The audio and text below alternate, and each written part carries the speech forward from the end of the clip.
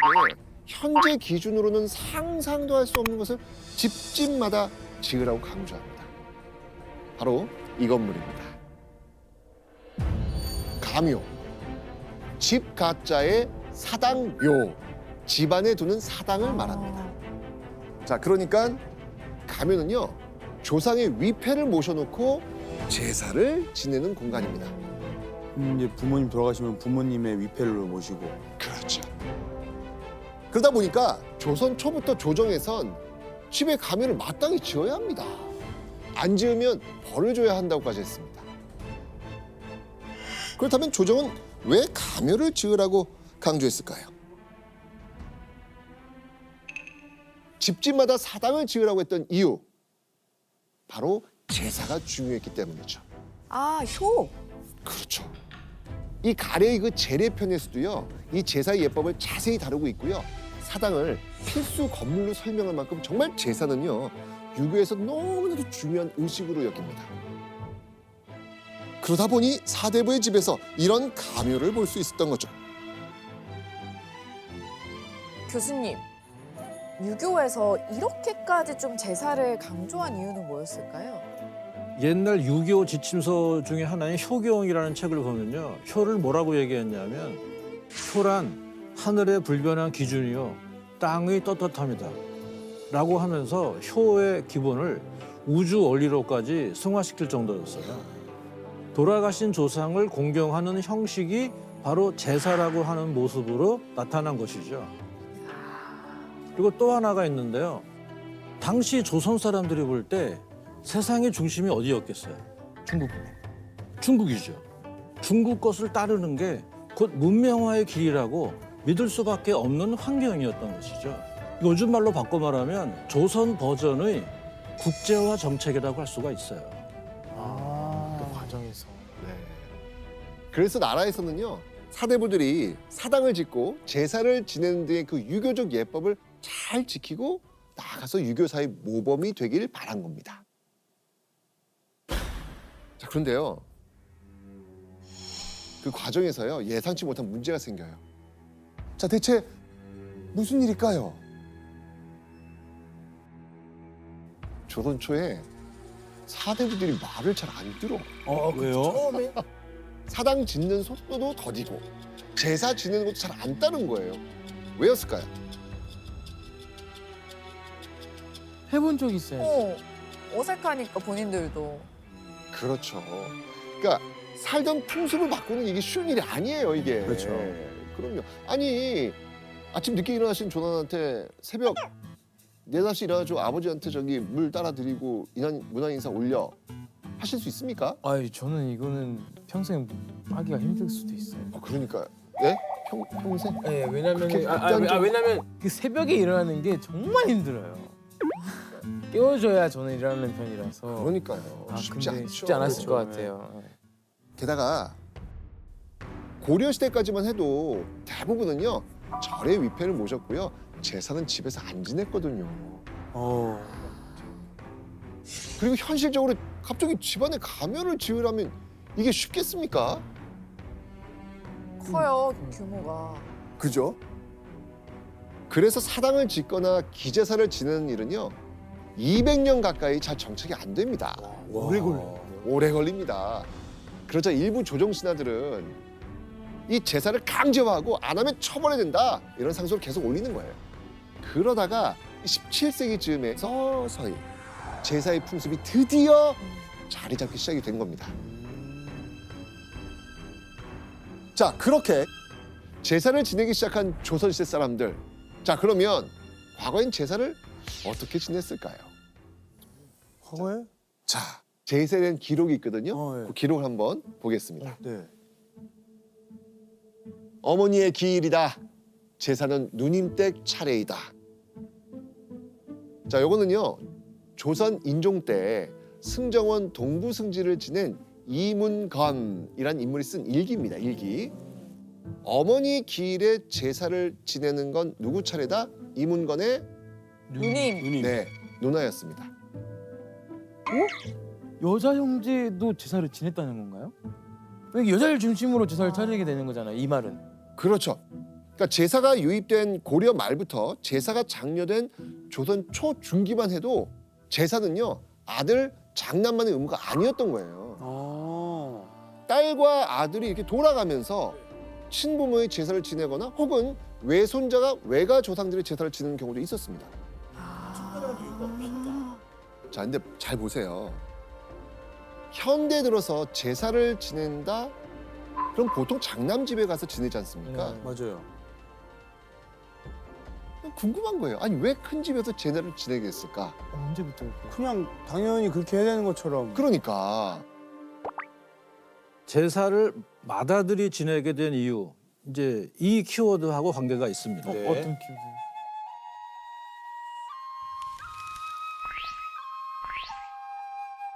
부계. 그러니까 이것은 아버지 쪽 라인을 중시하는 이게 부계고 어머니 쪽 라인을 중시한다. 그러면은 모계가 되는 것이죠. 제사가 맏아들에게 고정된 이유는 바로 이 부계와 관련이 있는 건데요. 고려 때까지만 해도 가족 관계에서는 부계만이 중심이 된 사회는 아니었어요. 그래서 나를 중심으로 보면 아빠 쪽, 엄마 쪽 똑같이 중요하게 여기던 전통이 본래 우리나라의 전통이에요. 이런 상황인데 어떻게 조선의 부계 중심 가족 질서가 자리를 잡게 됐을까요? 이건 역시 조선의 유교화 과정과 밀접한 관련이 있죠. 그게 진짜 중요한 시점인 것 같아요. 먼저 이 부계 중심 질서는 엄밀히 말하면 성리학 이전 중국의 종법에서 비롯된 거라고 볼 수가 있어요. 종법이란 부계 중심으로 가계도를 계속 만들어가는 하나의 원리 원칙을 말합니다.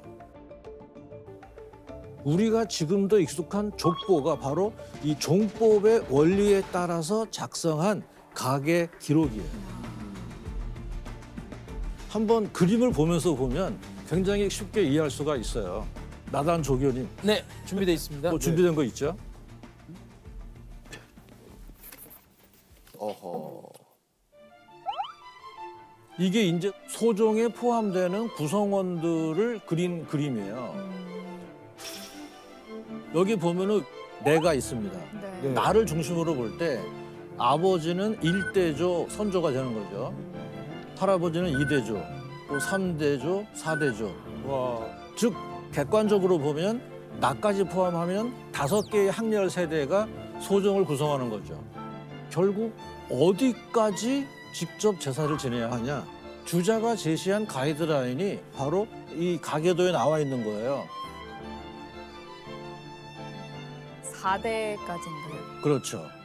그러니까 이제 뭐 사촌, 육촌, 팔촌이 가장 가까운 가족 구성원 근친입니다. 이게 소종의 개념이고 이 유산이 지금도 강하게 민법에 남아 있는 게 팔촌이라는 개념이라는 거예요. 아, 그리고 이 가래의 그 제례편에서도요 이 제사의 예법을 자세히 다루고 있고요. 이렇게 적혀 있어요. 제사는 맏아들이 주관한다. 이처럼 이 가래의 예법들도요 종법을 지켜야 실천할 수 있었으니까 이게 종법을 떼어놓고선 유교화를 하기 어려웠던 겁니다. 특히 17세기쯤에 이 유교화름이 굉장히 거세게 불거든요. 그러면서 제사는 뭐 절대적으로 맏아들의 의무가 됩니다. 자, 그러면 요즘 제사를 바라보는 인식은 어떨까요? 요즘이요. 요즘. 뭐 SNS 같은데 뭐 제사에 대한 의견 얘기할 때 제사를 하려고 하다가 산 사람 잡겠다. 막 이런 거에 대한 공감이 엄청 많은데 마음이 있으면 되지. 꼭 그걸 막 절차대로 막 다 해야지 조상님이 도와주고 뭐 이런 건 아니지 않을까. 뭐 그런 생각하는 거죠, 저도. 자, 최근 한 설문조사에 따르면요. 제사를 지낼 생각이 없다라는 응답이요. 전체 과반수를 넘더라고요. 맞아요. 네. 네. 자, 그래서 어느 부분이 힘든지 뭘 개선해야 할지에 대한 설문조사를 한번 보시겠습니다. 자, 설문조사에서 1위에서 3위를 한번 좀 살펴볼 텐데요. 3위는요. 남자도 같이 제사 준비를 하자라는 어떤 그런 겁니다. 2위는 이제 형식의 간소화예요. 제사를 지낼 때 뭐 순서, 형식 복잡하니까 이거 좀 간단히 하자. 자, 그러면 1위는 뭘까요? 아 1위? 1위? 정답. 정답. 음식 가짓수 줄이자. 정답. 어. 자, 1위는요. 바로 제사 음식이 간소화였어요. 왜? 너무 많아요.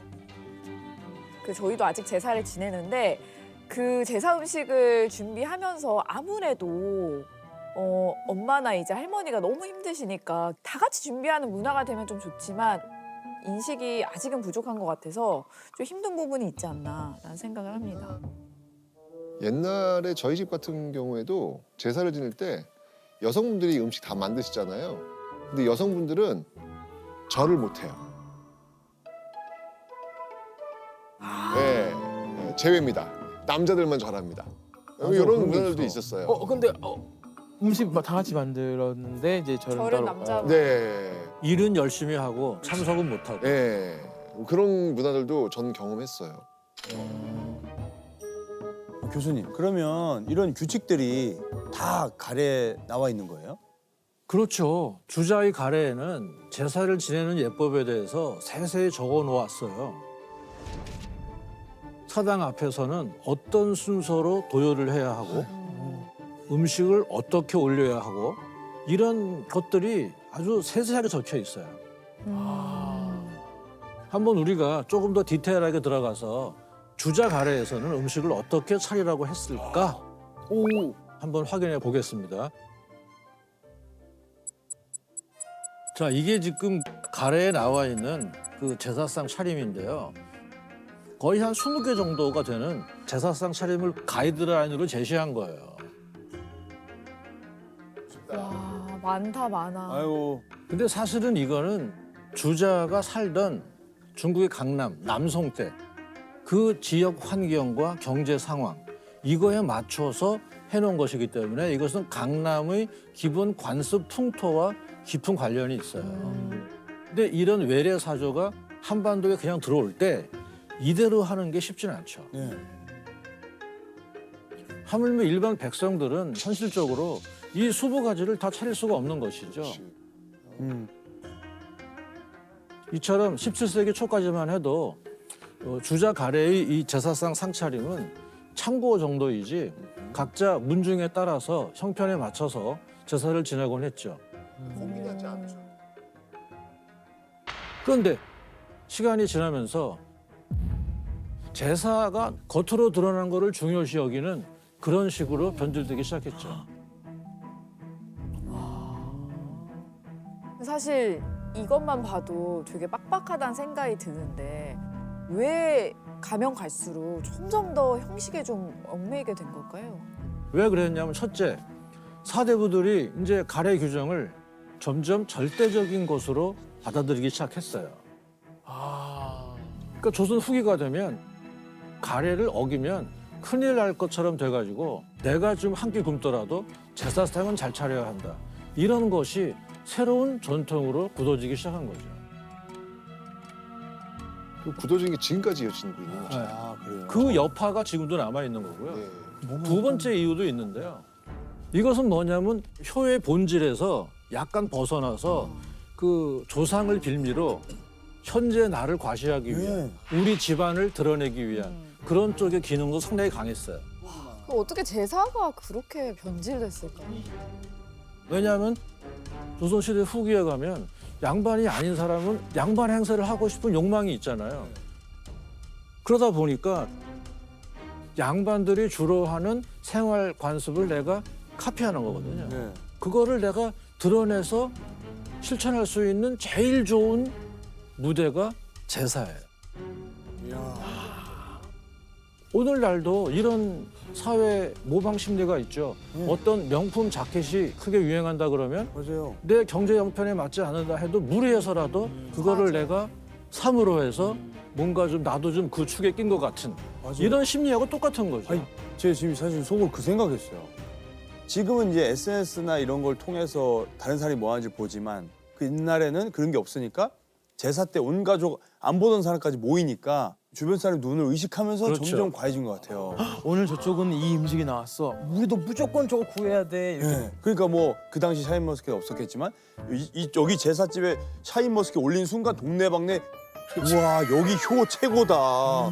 이렇게 어려운 걸 구했어 이러면서 그다음에 옆에 집에서 저 집엔 샤인머스켓 했는데 우리 집에 일하고 못해? 이러면서 그렇죠. 구해와 이러면서 야 이런 문화가 된 거구나. 근데 여러분, 그 주자가 가래의 재래 부분에서 각종 예법을 적어놨다고 했잖아요. 네.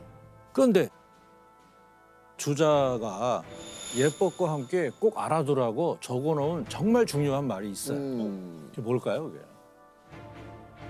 그게? 이건 현대를 사는 우리도 기억하면 좋겠다는 생각이 들어서 한번 준비해 봤는데요. 네. 조교분께서 한번 그 가래책에 적힌 내용을 읽어주실래요? 제사는 사랑하고 공경하는 정성을 다하는 것만이 중요할 뿐이다. 가난하면 집에 있고 없음에 맞게 한다. 잠깐만 그럼 이 말을 아무도 안 읽은 거예요 혹시? 그 가래에서는 제사를 지내는 데 있어서 형식이나 음식 가짓수보다 중요한 건 조상을 향한 마음이라는 거를 분명히 하고 있거든요. 사실 제사에는 조상에게 효를 다하는 것과 함께 정성을 다하면서 후손의 복을 빈다는 뜻도 담겨 있어요. 지금도 왜 우리가 조상한테 뭐 제사하고 하면서 아들, 딸 잘 되게 해달라고 마음속으로 또 빌 수는 있잖아요. 맞습니다, 맞습니다. 다만 남들보다 더 잘해야 한다는 부담감, 그리고 맞지 않는 예법을 억지로 지켜야 한다는 압박감, 이런 점들 때문에 누군가의 일방적인 희생을 꼭 필요로 하는 전통이라면 그거는 미풍양속은 저는 아닌 것 같아요. 그러니까 조상을 향한 진정성은 간직하되 현대 사회에 맞게 형식이나 이런 거는 좀 바꿀 필요가 있다. 그렇게 보는 거죠. 첫 번째 이겁니다. 소금. 자, 우리 조상들은요, 소금이 액을 물리치고 장소를 정화하는 힘이 있다고 믿었죠. 그리고 부패를 방지하고 오랫동안 신선함을 유지하게 만드는 성질을 지니고 있습니다. 그러니까 이런 성질 때문에 소금에 부정한 것을 물리치는 힘이 있다라고 믿은 거예요. 뭐 장례식장 갔다 올 때 맞아요. 뭐 문 앞에서 이렇게 하면 뭐 뿌린다든지 막 그런 미신. 네, 그게 상문이라고 해서 이제 장례식장에서 이제 귀신이 붙어온다고 믿었습니다. 맞아요, 맞아요. 네, 그래서 보통 이제 장례식장을 다녀오면 화장실이나 이렇게 맞아. 문 밖에서 이렇게 소금을 뿌리고 부정한 것이 나에게 붙지 않게 그렇게 합니다. 자, 두 번째는요. 우리는 뭐 지금도 동짓날이 되면 팥죽 써 먹잖아요. 네. 팥에 귀신을 쫓아내고 애군을 타파하는 힘이 있다라고 믿었기 때문이죠. 왜지? 귀신은요, 붉은색을 굉장히 싫어합니다. 진짜. 네. 그래서 네. 그 새 집에 들어갈 때 팥 뿌리거나 그 입구에 팥 단지를 둔다라는 거를 들었거든요.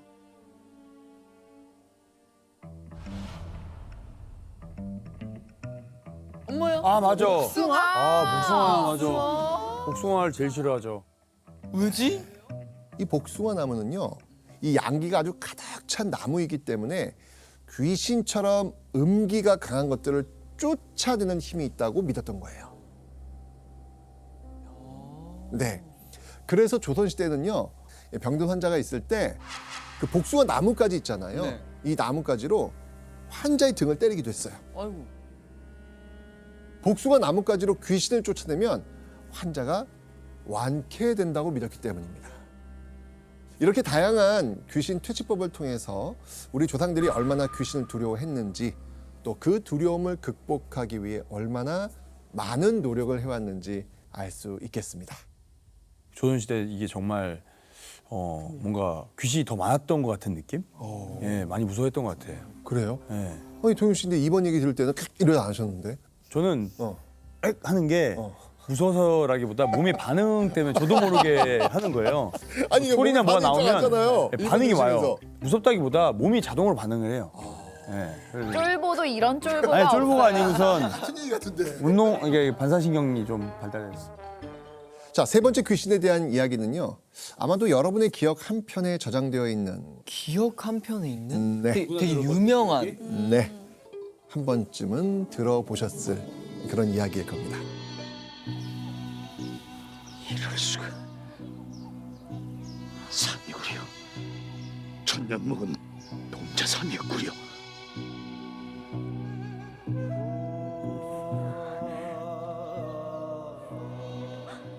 근데 이거 좋은 거 아니에요? 산삼이랑 귀신을 한 번도 못 들어봤어요. 오, 그래요? 둘이 안 어울리는 이름인데. 벌거벗은 조선 귀신사.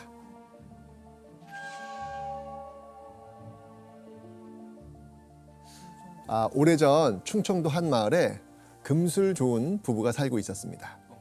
부부는 뭐 찢어지게 가난했지만 서로 아끼고 사랑하면서 행복한 날들을 보내고 있었죠. 그러던 어느 날 남편이 원인 모를 큰 병에 걸려요. 어서 약 드세요.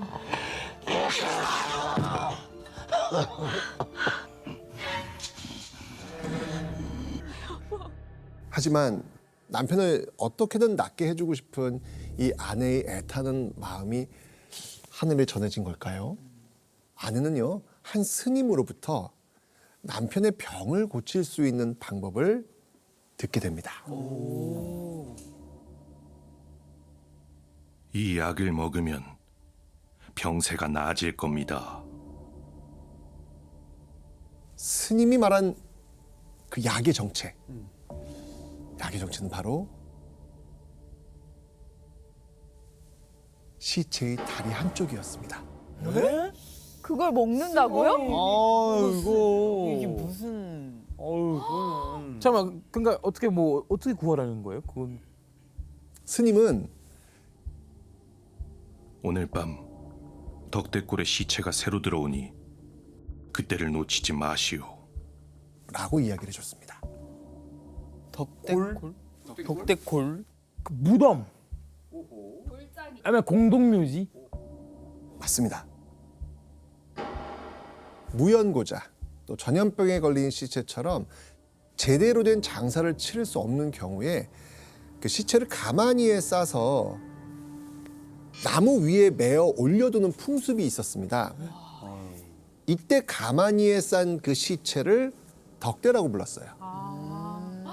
덕대골은 그런 덕대가 여럿 있는 곳을 속칭하는 말이었습니다.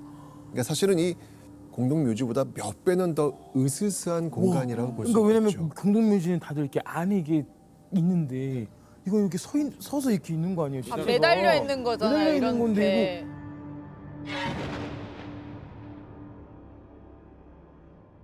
아내는 남편을 살리고 싶은 그 간절한 마음에 스님의 말을 따르기로 결심을 합니다. 다 하죠. 살려야 되니까.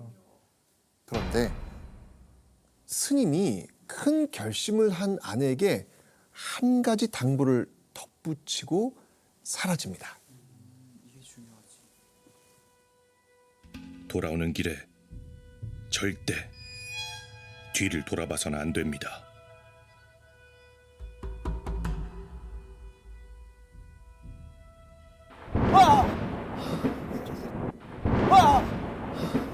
동현이 형 아 진짜 정말 동현이 형. 아 진짜 형. 저도 모르게 반응을 하는 거라서 죄송합니다. 저 괜찮은데 저는 약간 바지가 성건하긴 해요. 예, 괜찮긴 한데 예. 달빛 한 점 보이지 않는 아주 캄캄한 밤이었다고 합니다. 아내는 너무나도 무서웠지만 남편을 살리겠다는 그 일념으로 덕대골로 향합니다. 덕대골에는요, 가마니에 쌓여진 시체들이 잔뜩 널려 있었죠. 아내는 더듬더듬 손을 뻗어서 죽은 지 얼마 되지 않아 부패하지 않은 시체를 찾기 시작합니다.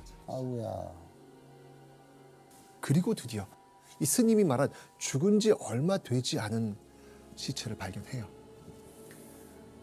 아내는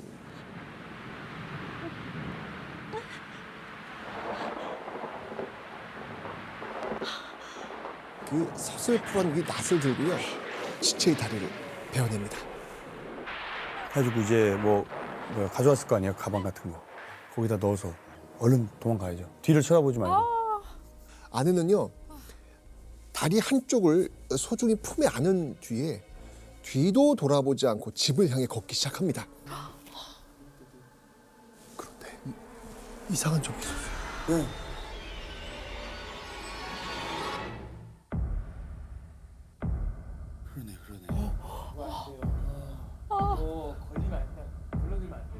이 빗소리를 뚫고 들려오는 어떤 소리 때문에 결국 아내는 뒤를 돌아보지 말라는 스님의 금기를 어기고 뒤를 돌아봅니다.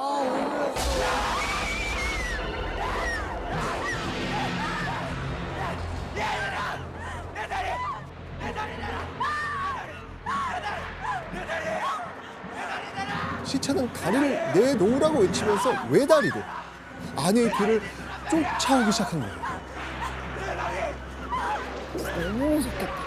너무 무서운 이 아내는요, 정말 죽을 힘을 다해서 집을 향해 달리기 시작합니다.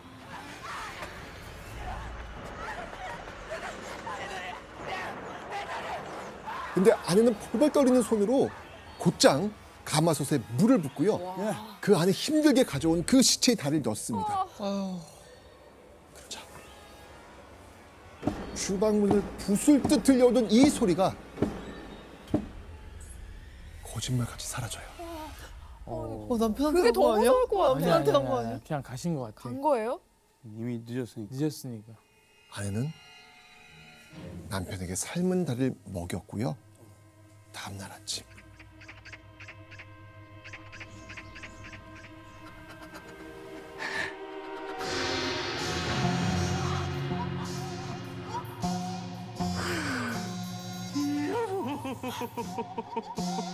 남편의 병은 거짓말처럼 씻은 듯 나아집니다. 그래서 그 부인이 지난밤 그 시체의 다리를 넣고 삶았던 가마솥 뚜껑을 열어봅니다. 아우. 그런데 가마솥 안에는요, 그 시체의 다리 대신 우리가 봤던 동자삼이 있었던 겁니다. 다행이다. 너무 다행이다. 선생님 그럼 다리는 어디로 사라진 거예요? 지난밤 아내가 가마솥에 시체의 다리를 넣은 건 맞지만 아내의 큰 희생에 감동한 하늘이 시체를 동자삼으로 바꿔준 겁니다. 결국은 산삼달인물이네. 이런 종류의 이야기를 보통 동자삼 설화라고 부릅니다. 대개 병든 부모나 남편의 목숨을 살릴 방도를 찾다가 주인공이 자신을 희생하면 하늘이 시련 끝에 동자삼을 내려준다는 이야기입니다. 이런 종류의 이야기는 시체 훼손과 인육을 먹는다는 것에 대한 거부감과 죄의식을 씻기 위한 자기 합리화의 결과물일 수도 있습니다. 그렇지. 이 인육을 먹으면 병이 낫는다는 이야기는요, 사실 이렇게 설화로만 전해지고 있지는 않습니다. 조선왕조 실록에도요, 인육과 관련된 정말 기이한 이야기들이 많이 남아 있어요. 자, 1576년 6월 26일 선조가요, 끔찍한 이야기를 이렇게 보고 갔습니다. 나무에 묶여 배를 갈리운 자가 산골짜기에 잇따라 있으므로 나무꾼들이 나무를 하러 갈 수가 없었다. 그러면 실제 있었던 얘기인데 네, 이 뉴스면 그럼요. 왜 그렇게 했지? 당시 조선은요, 정말 끔찍한 여름을 보내고 있었습니다. 가뭄이 심하게 들어가지고요, 온 국토가 말라 비틀어질 지경에 다다랐죠. 게다가요, 창질, 지금으로 말하면 피부병, 이게 동거예요. 이런 와중에 백성들 사이에서 아주 이상한 소문이 퍼지기 시작합니다. 이 창질에는 인육과 사람의 장기가 명약이다.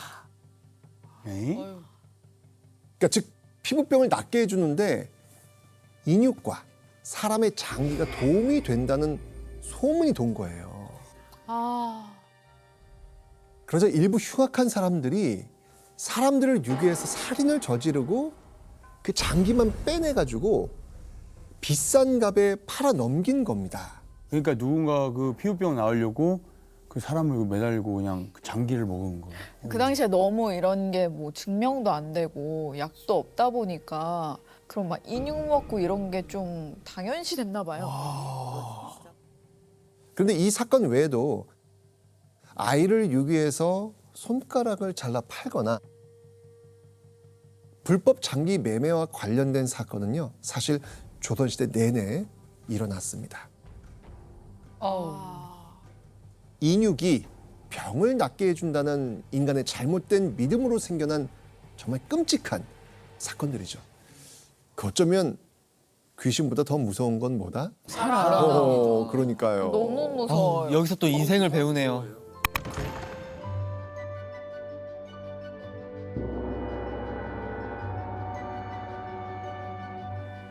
자, 음식 좋다.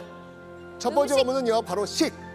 우리가 살아가는데 왜 의식주 가장 중요하잖아요. 그런 만큼 이 조선시대 기록에는요, 음식에 관련된 아주 재미있는 이야기들이 정말 많이 있습니다.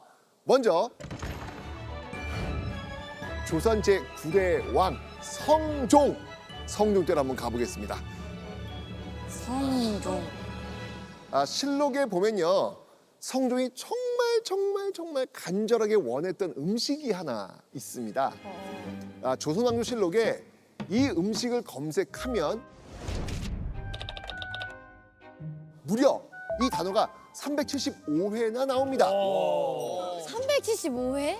그런데 그중 성종대만 97번이나 언급이 돼요. 와. 자, 성종이 정말 간절하게 사랑했던 음식의 정체는 바로 이겁니다. 후추다. 후추. 후추예요, 저게? 맞습니다.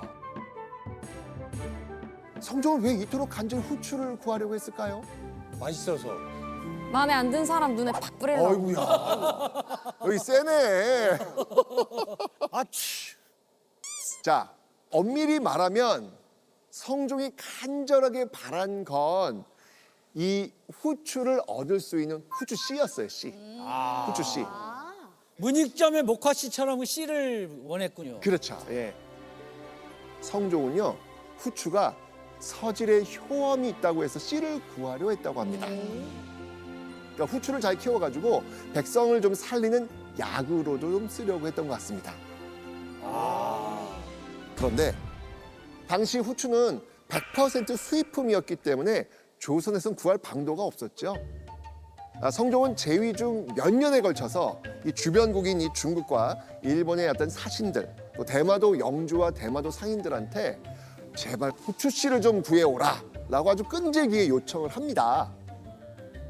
자, 그러던 1485년 9월 성종이 마침 일본 사신을 대면하는 날이었던 겁니다. 이때 성종은요, 일본 쪽에서 정말 호시탐탐 갖고 싶어 하던 걸 준다고 하면 이들이 어떻게든 후추씨 구해오지 않을까, 이렇게 생각을 한 거예요. 여기서 조선 골든벨 문제 나갑니다. 뭐야? 벌써요? 나왔던 단어가 뭐지? 후추씨.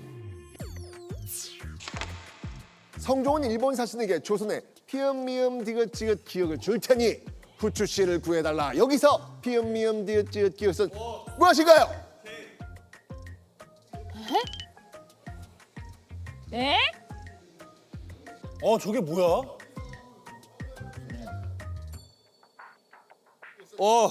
오케이. 야, 알아요? 알아요. 바로 나왔어요. 진짜? 야, 이거 뭐 바로 되는데요? 우와. 진짜로? 이거 바로 되잖아요. 이거 어떻게 알아요? 아니 왜 이게? 알겠다. 진짜요?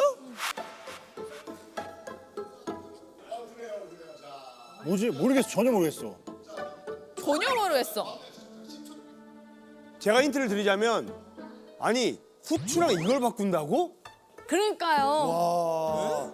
일본에서 저렇게 얘기하잖아요. 고참 너무한 거 아니요? 아 진짜? 그 정도예요? 야, 이게 참 우리 동현 씨가 자격증을 따더니 이렇게 자신감이 생겼어요. 아니 근데 이런 거 한국사 시험 문제 안 나오는데 어떻게 알았어요? 너무 잘 나오는 겁니다, 이 답은. 너무 잘 나오는 겁니다. 너무 잘 나오는 겁니다. 고참 너무한 거 아니요? 후추랑 이걸 바꿔요. 자, 칠판 한번 이제부터 공개해 보도록 하겠습니다. 야 진짜 자. 모르겠다. 전하, 뭡니까 그게? 평면 도자기. 단어를 만드셨어. 평면 도자기. 너랑 나랑 수준이 비슷하네. 푸마 도자기. 아 근데 포마드 줄기는 뭐? 포마드 줄기를 쓰신 이게 뭐지?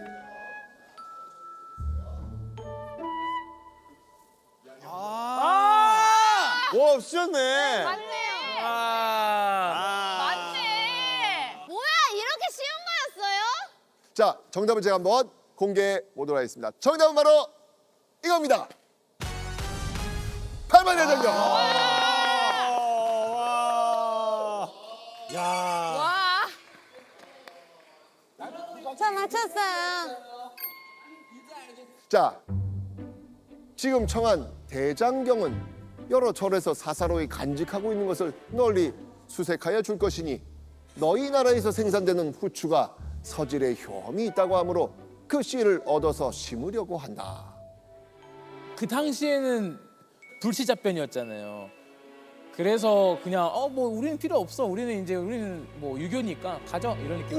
오, 송이 억불이잖아요. 숭이옥불이게 숭이옥불. 야.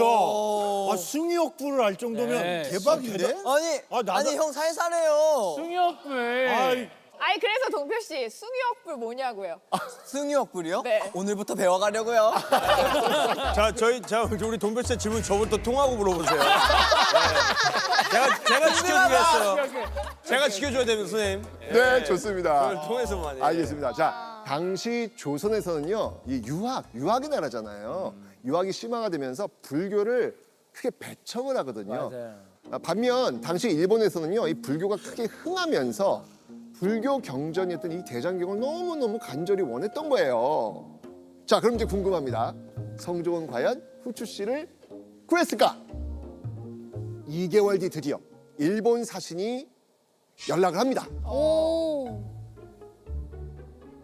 동남아 사람들이 후추를 팔 때 그 씨를 삶아버립니다. 후추 씨를 구하더라도 쓸모가 없습니다. 그러니까 일본 역시 동남아에서 후추를 구해오곤 하는데 동남아에선 이 후추를 유출시키지 않기 위해서 종자 후추 씨를 팔지 않고요. 그냥 삶은 후추만 팔았던 거예요. 그 당시 후추가 귀한 엄청 거였네요. 귀하고 엄청 귀하고 비싸거든요.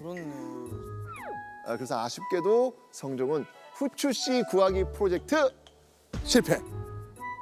실패로 끝났구나. 네, 결국 성종은 포기할 수밖에 없었습니다. 자, 그런데 이 후추 씨 구하기에 비하인드 스토리가 있습니다.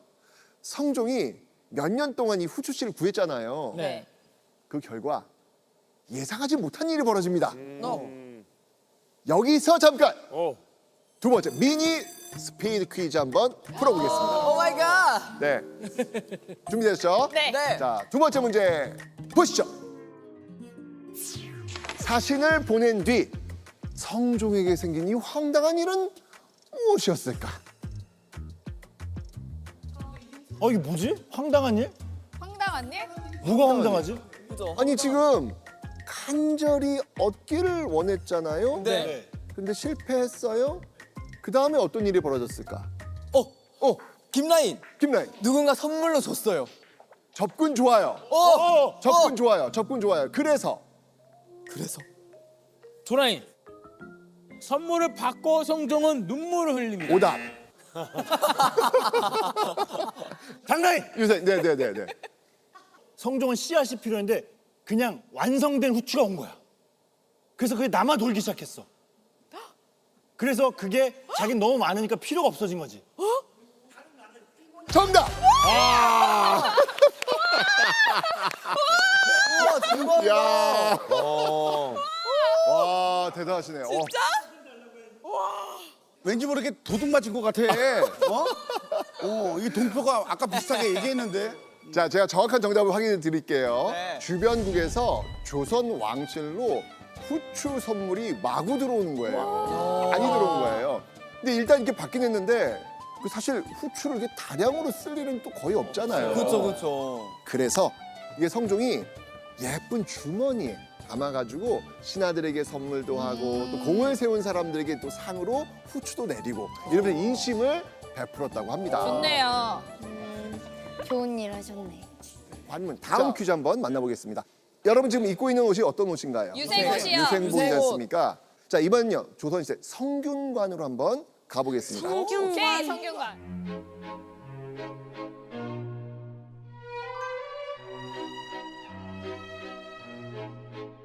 조선시대 이 성균관에 다니거나 홀로 과거를 공부하던 유생들의 제일 큰 목표가 뭘까요?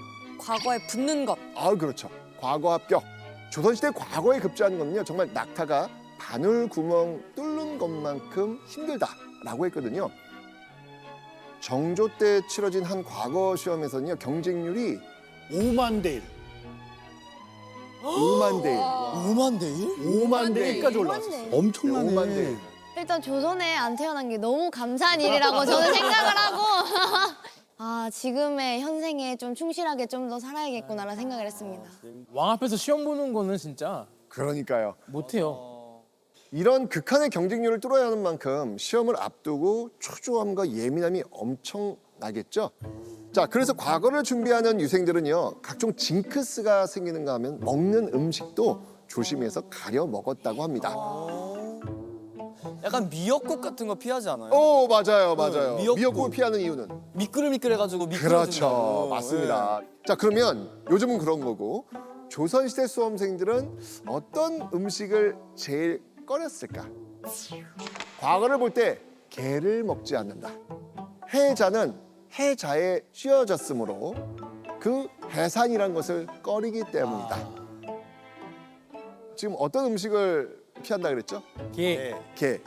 왜냐면 게를 가리키는 그 한자가 지금 여기 게해자 맨 앞에 보이는 그 게해자인데 여기 잘 보시면 밑쪽에 풀해자가 지금 들어가 있어요. 근데 이게 뭐냐면 다른 수험생들은 합격하는데 본인만 해산돼서 혼자 남겨질까 봐 걱정하면서 이 게를 피한 거예요. 의미부여를 엄청 하셨네. 여기서 잠깐 조선 골든벨 문제. 자, 앞에 있는 칠판 어렵다, 준비해 어렵다. 주시고요. 이거 어렵다 이거는.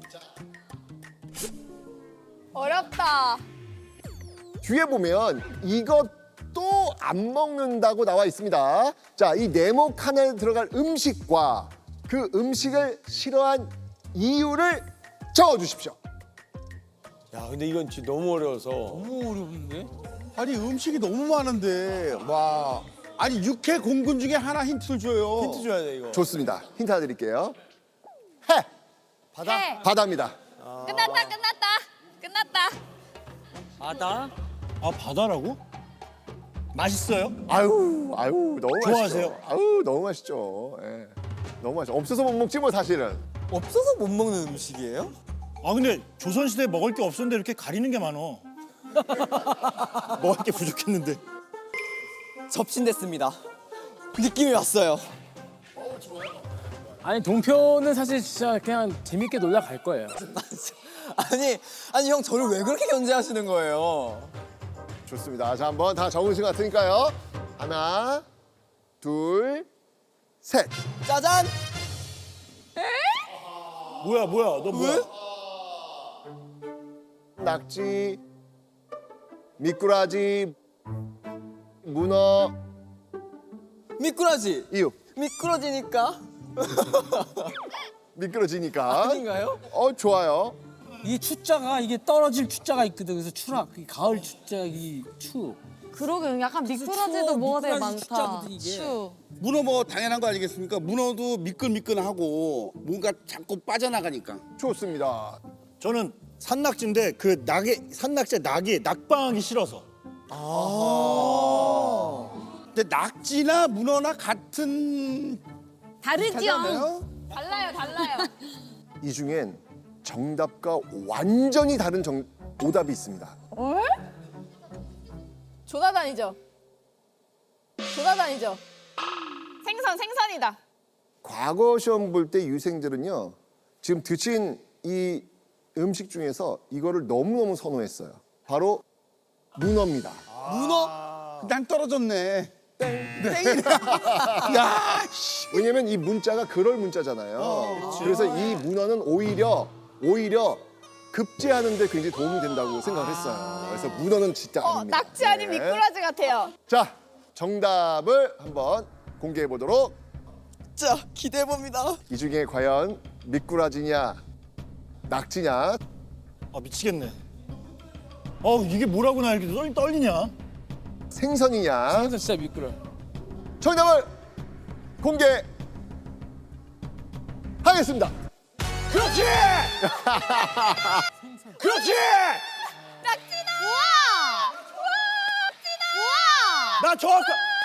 나 정확하잖아. 나 완벽한 퍼펙트. 장거도 먹지 않는다. 그 의미 낙제와 비슷한 것을 싫어하기 때문이다. 그렇지. 낙방하기 싫으니까 이거지. 조선시대 민가 백성들은요 낙지를 낙제로 부르곤 했대요. 낙제. 보이는 기록과 같이 발음이 낙제랑 똑같기 때문에 피하고 싫어했던 겁니다.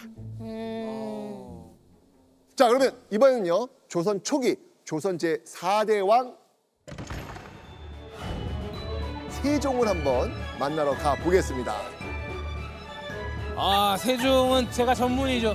백성들을 좀 생각하는 아, 그런 왕 정확합니다. 아닌가요? 한글을 만드시고. 그렇죠. 맞습니다. 실제로도 세종은 나라와 백성들을 위해 밤낮 헌신했던 그런 왕입니다. 시계로 오나? 우리 시계요. 근데 그 때문이었을까요? 이 세종이 30대 후반부터 유독 심하게 앓던 병이 하나 있습니다. 지옥에 눈 되게 오, 안 맞습니다. 보이잖아요. 안질. 눈병이었어요, 눈병. 또 오른쪽 눈은 너무 어두워져가지고 바로 이 앞사람을 분간 못할 때도 있었다고 합니다. 그러니까 이런 눈병을 치료하기 위해서 세종은 중국에서 약도 구해오고 온갖 노력을 다 해요. 그러던 어느 날 세종의 귀가 쫑긋해지는 이야기를 듣게 됩니다. 충청도 어느 마을에 눈병 치료에 이 효과가 좋다는 게 있다는 거예요. 뭐지? 여기서 미니 스피드 퀴즈 갑니다.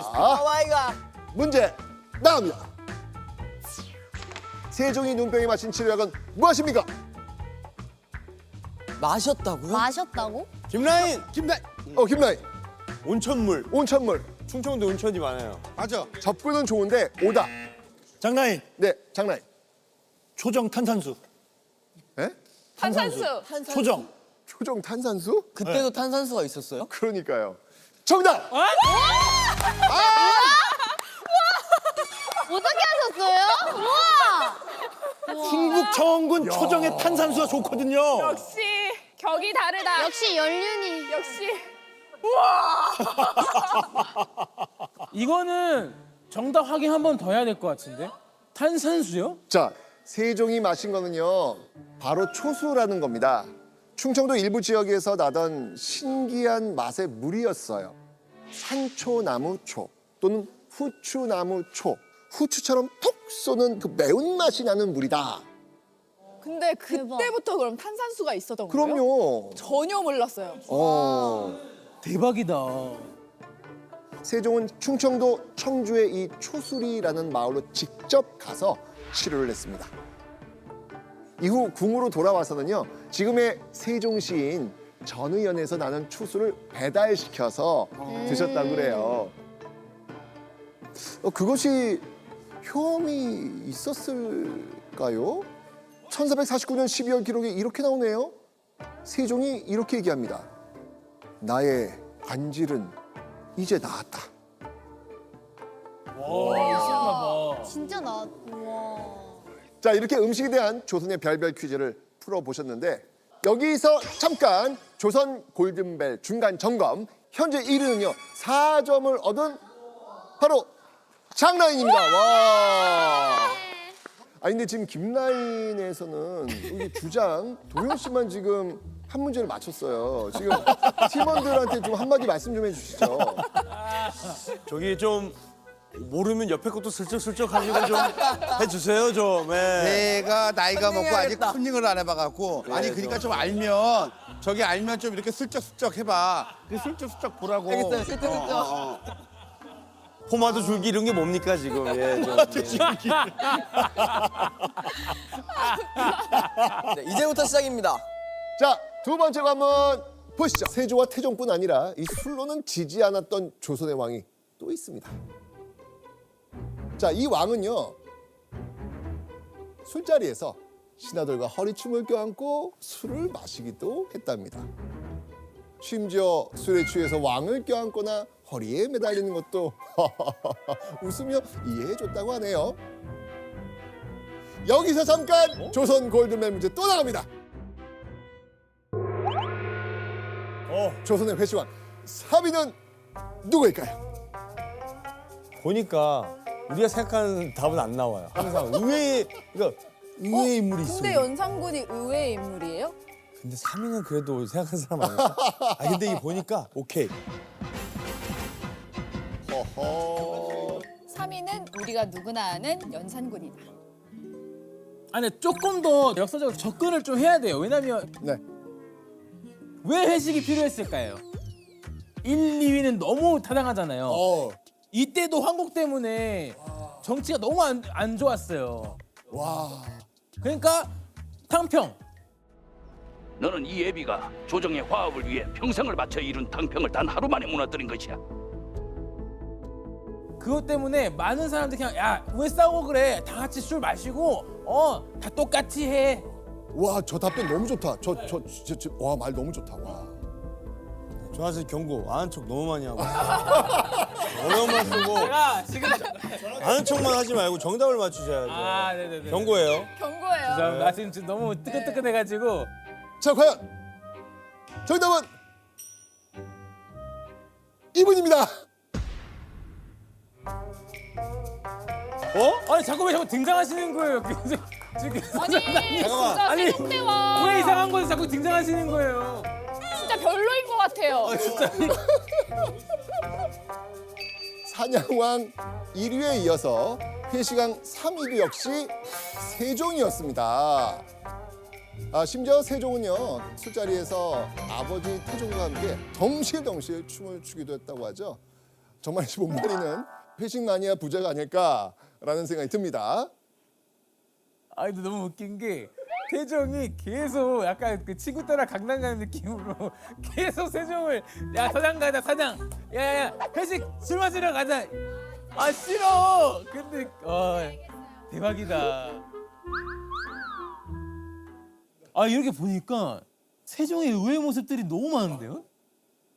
회시광 1위 세조와 2위 태종은 재위 기간이 각각 14년과 18년으로 비교적 짧았던 것을 생각하면 정말 술자리 그 자체를 즐겼던 왕으로 평가됩니다. 하지만 세종은 조금 다른데요. 실록을 자세히 들여다보면 세종은 신하들과 간단히 약주를 즐기거나 명의나 외국의 사신이 왔을 때 연회를 베풀었다는 기록이 많습니다.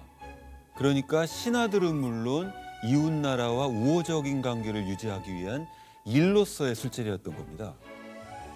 도왕에 비하면 세종의 주량은요 무척이나 약했습니다. 다만 술을 과하지 않게 적당히 즐길 줄 알았던 왕이었던 것이죠. 자, 그런데요 1420년의 가을날 세종은 집현 전에 한 신하를 조용히 불러 이런 말을 합니다. 너는 총명하고 똑똑한 사람인데 술 마시기를 도에 넘치게 하는 것이 너의 결점이다. 이제부터 양전에서 하사하는 술 이외에는 과음하지 말라. 자, 이건요 세종이 무척이나 아끼던 윤회라는 학자에게 세종이 한 말입니다. 윤회는요 글도 잘 쓰고 일도 참 잘했는데 이게 술만 마시면 고주망태가 되곤 했던 겁니다.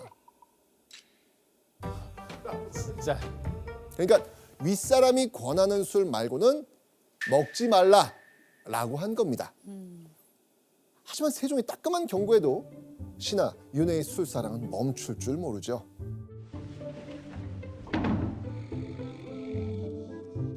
그러자 세종이 윤회를 다시 부릅니다.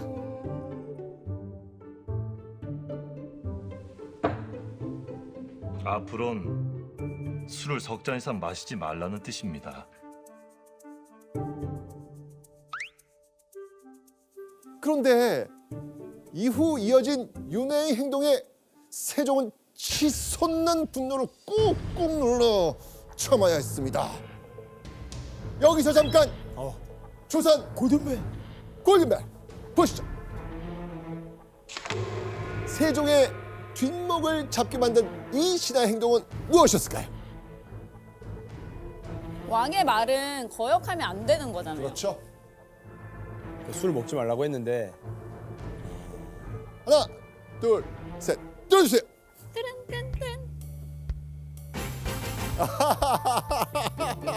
저랑 그 동현 씨가 똑같네요. 똑같네요. 네. 조선시대 술잔이 되게 작잖아요. 네. 그게 아니라 큰 걸로 가져와서 석잔. 여기에 3잔 콜 이렇게 하니까 어휴 이렇게 하는 게 아닐까 말장난. 자, 과연 이 중에 정답이 있나요? 있을까요? 있습니다. 우리다. 자, 정답은 도현씨 여신. 자, 세종이 신하 윤회에게 하루 석 잔 이상은 마시지 말거라라는 명령을 내리고 얼마 지나지 않은 어느 날 윤회가 일반적인 술잔이 아니라 커다란 그릇에 술을 가득 담아 석 잔을 마셨다고 고백을 한 거예요. 일설에 따르면요, 그 녹그릇의 지름은요 무려 한 자, 약 한 30cm 정도 되는 거예요. 이만큼이네요, 거의. 되죠. 바가지라고 보시면 돼요. 네, 이만큼. 네. 이건 조선 초기 문신 서거정이 쓴 필환 잡기에 나오는 이야기인데요. 윤회는요, 왕의 어명대로 석잔을 마시긴 했지만 실은 다른 사람보다 몇 배나 많은 양의 술을 마셨던 겁니다. 이 소식을 알게 된 세종이 이 술을 많이 마시지 말라고 경계한 것이 도리어 더 마시라고 권한 셈이 되었구나 라고 했다고 합니다. 그런데요, 반대로 술을 너무 좋아해가지고 신하들에게 막 술을 막 강제로 권했던 왕도 있었어요.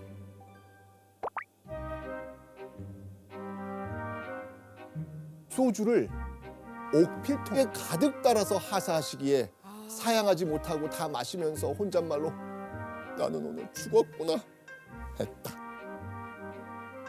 당시 조선시대 필통은요, 오늘날 기준으로는 바가지보다 좀 작은 어떤 그런 사이즈. 여기에 마시게 한다고? 자, 이 글을 쓴 사람은요, 우리가 지난 HTX 여행 때 만나본 적 있는 인물입니다. 정약용. 맞습니다. 맞습니다. 네. 퀴즈 아니에요. 오케이. 이런 거 잘 맞죠. 그런데 그 양이 얼마나 많았던지 정약용은 바로 그 한 잔에 취하고 맙니다. 그런데요, 승지가 들어와서는요, 소매에서 뭔가 쑥 꺼내서 건넵니다. 군사 훈련 도감인 병학통이었습니다.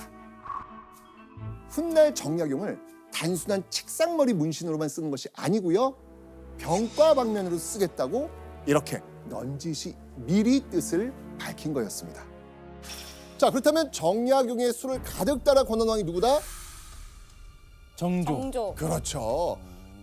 정조는요, 정약용이 술을 못 마신다며 거절을 했는데도 어허, 내가 준 술을 다 마셔야지 라고 명령하기도 했었습니다. 기록에 의하면 당시 정조는요, 이 소주를 즐겨 마셨다고 합니다. 근데 우리가 흔히 알고 있는 것과는 다르게 조선시대 소주는요, 도수가요 무려 70도가 넘습니다. 이거 그냥 사약 아니에요? 그렇죠, 그렇죠. 죽어. 맞아요. 정조가 정약용에게 정말 이 높은 도수의 술을 옥필통에 가득 부어 마시라고 한 거예요.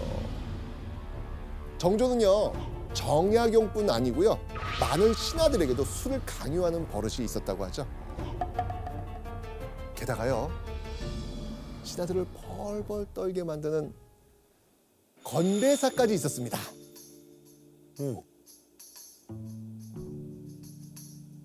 불취무귀. 취하지 않는다면 집으로 돌아갈 수 없다라는 무시무시한 건배사였습니다. 와, 진짜 무시무시한 얘기네.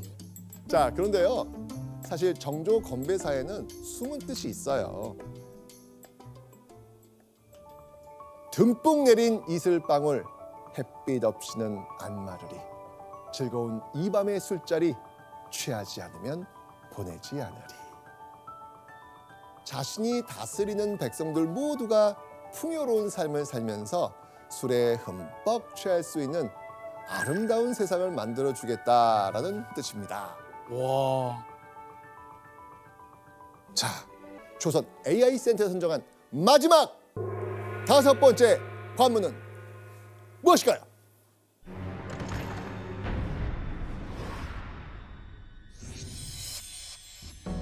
자, 조선 골든벨 마지막 관문은요, 바로 장수왕입니다.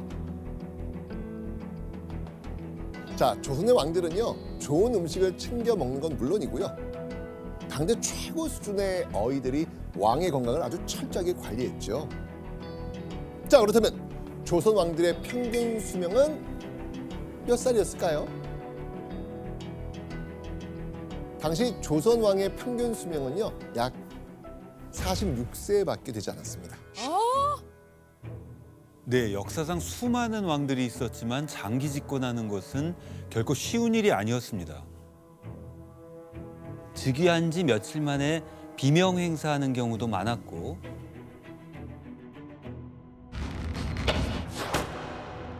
또 정적들에게 목숨을 위협받는 경우도 상당했습니다. 아무도 믿을 수 없어.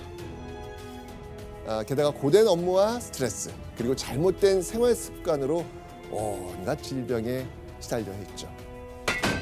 왕 노릇하다가 미칠 것 같다.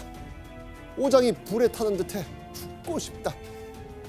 눈코 뜰 새 없이 바쁘니 괴롭고 괴로운 일이라.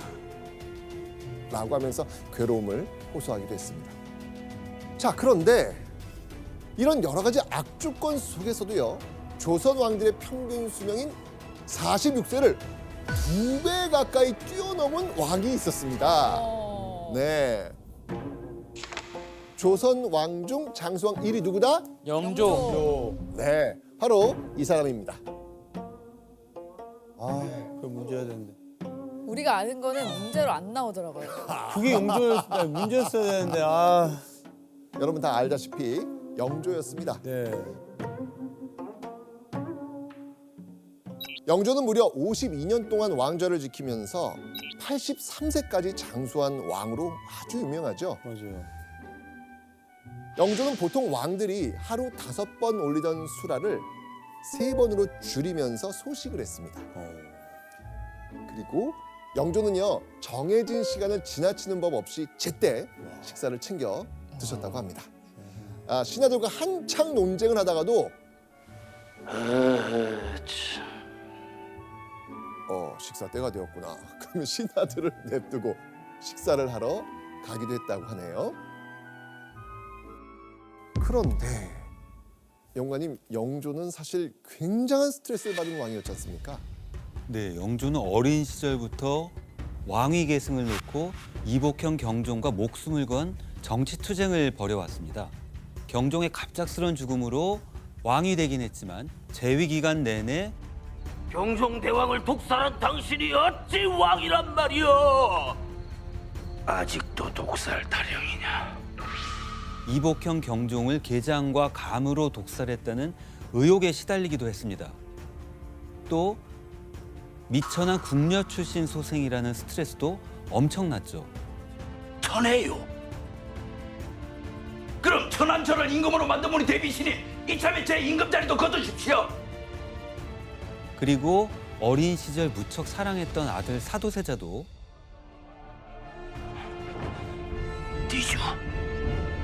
뒤주를 가져오라. 할머니 마비를 살려주셔서 저는 이렇게 빕니다. 결국 그를 뒤주에 가둬 죽이는 참혹한 처분을 내리기도 했습니다. 스트레스가 굉장히 심할 수밖에 없었죠. 그랬었을까요? 영조가 소식과 규칙적인 식사만큼이나 건강 유지를 위해 신경 쓴 게 또 있었습니다. 영조는요, 건강을 생각하면서 다른 왕들보다 압도적으로 이걸 많이 했거든요.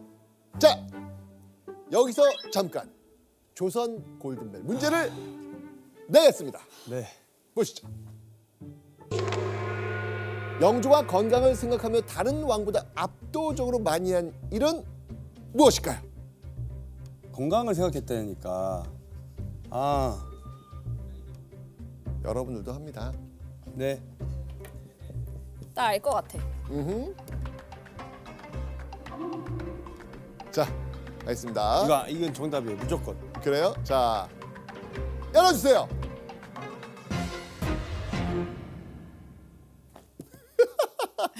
건강검진.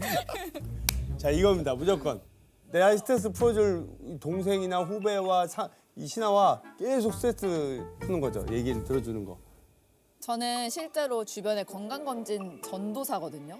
그래서 약간 좀 깐깐하고 예민한 왕이었잖아요. 그래서 자주 이제 의원분들을 불러서 본인의 건강을 체크했을 것 같아요. 정답. 네. 야호 씨 정답. 어려운 상황 속에서도 영조가 83세까지 천수를 누릴 수 있었던 방법은요, 다름 아닌 건강검진 덕분이었습니다. 어이가 궁궐에 들어가 왕을 진찰하는 걸 입진 또는 진후라고 하는데요. 영조 시기 승정원 일기에 입진과 진후로 검색을 해보면 입진이 무려 15,226건, 그리고 진후가 4,538건이나 나옵니다. 물론 이 기록은요, 왕비나 다른 이들도 포함된 수치인데요. 다만 많은 학자들의 추측에 따르면 영조는 무려 7,000번 이상의 건강검진을 받은 걸로 추정하고 있습니다. 이렇게나 건강 지키기에 진심이었던 영조. 그런 영조에게 도저히 있을 수 없는 일이 벌어지고 맙니다. 때는 영조 제위 2년째가 되던 1725년, 영조는 한여름 감기에 된통 걸려 시름시름 앓고 있었죠. 어이들은 영조를 진찰하면서 전하, 올 여름 무더위를 견디시려면 이 차를 드시는 것이 좋습니다. 그런데 이때 영조, 마시기 싫다, 어서 치워라. 왜? 건강을 끔찍하게 챙겼던 영조가 웬일로 몸에 좋은 차를 지금 거부하고 있습니다. 자, 그 이유는요, 다름 아닌 어이가 건넨 그 차의 재료 때문이었습니다. 자, 여기서 잠깐 문제를 내겠습니다. 영조가 거부한 차의 재료는 과연 무엇일까요? 하나, 둘, 셋. 이거 정답입니다. 무조건 이게 제일 많이 나오잖아요. 개똥도 약에 쓰려면 없다. 라는 속담이 있습니다. 말을 타고 움직이거든요. 맞아. 네, 그래서 말이 또 그 당시에 말이 좀 사람과 제일 친숙한 동물이고 그렇지 않았을까요? 네, 정답은 바로 말의 배설물입니다. 야. 마통차 또는 마분차라고 불린 이 차는 어린 말에게 특정한 풀을 먹인 뒤 변으로 나온 것을 골라내 끓여낸 즙이었던 겁니다. 마통차 마시기를 거부했던 영조의 마음, 왠지 알 것도 같지요? 그렇죠. 아무리 좋다고 해도 그건 좀 먹기는 어렵죠. 그러니까요. 근데 재료는 좀 찝찝했지만 마통차가 그 효과만큼은 확실했나 봐요. 건초만 먹는 말의 배설물에는요 식이섬유가 풍부했거든요. 그래서 숙변 해소는 물론이고요. 눈이 또 밝아지는 효과가 있었다고 전해집니다. 그래서 처음에는 마통차를 마시게 꺼렸던 영조도요. 나중에는 그 효능에 감탄해가지고 자주 마셨다고 하네요.